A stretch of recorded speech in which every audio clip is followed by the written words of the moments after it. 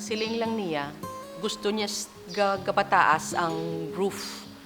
And then I asked it to Gigi, amuna, why did you think of that shape of the roof? And he said, just like the Gothic architecture in Europe, nga na the steeples of the church nga nagpasaka na ako no, because you're reaching up to God. Soon after his ordination as a priest, Monsignor Guillermo Gaston had an idea.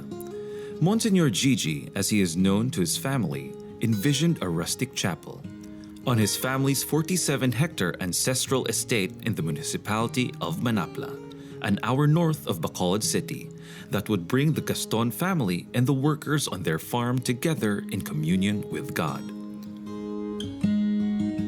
That was one of the things that when Tito Gigi came back from his travels, I think one of his major projects was to gather the community around him again in the chapel.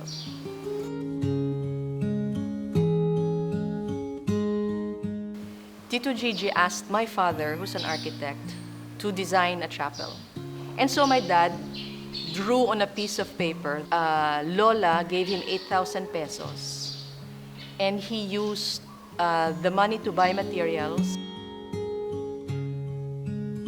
Faced with a limited budget from Lola Mangoy, the Gaston matriarch, architect Jerry Escalon, and his brother-in-law, Monsignor Gigi, decided to build the chapel out of discarded farm implements and use the cash to buy only those materials that could not be found on the farm.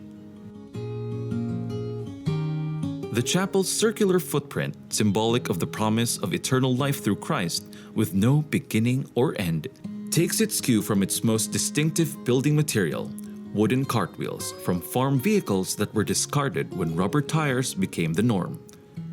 Cartwheels are also used as the 3 rose windows behind the altar, representing the Holy Trinity.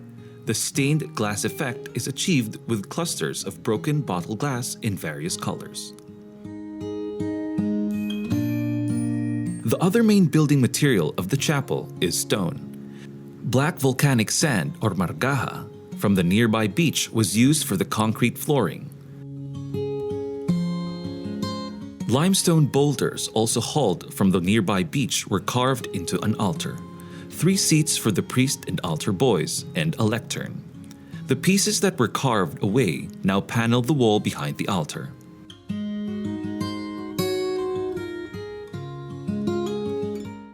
Its roof echoes the shape of a salakot, indigenous headwear that functions as sunshade, helmet, and crown. Slanted panels of indigenous red lawaan or ironwood, waterproofed by soaking them in used motor oil, spiral toward a cartwheel sealed in glass that functions as an oculus illuminating chapel interiors.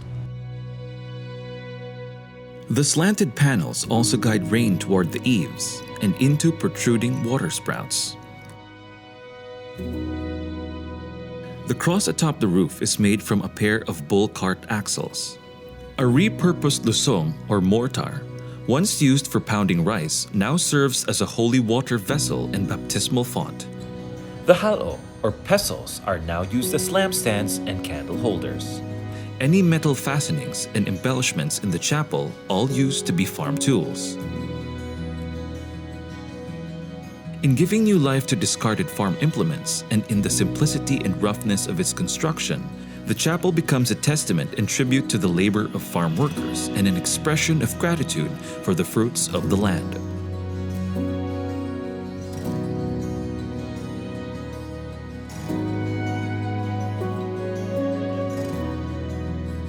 The wooden image of Christ, carved by a local artisan, has distinct Filipino features and clothing. He is affixed to a cartwheel rather than a cross, hovering over the center of the chapel.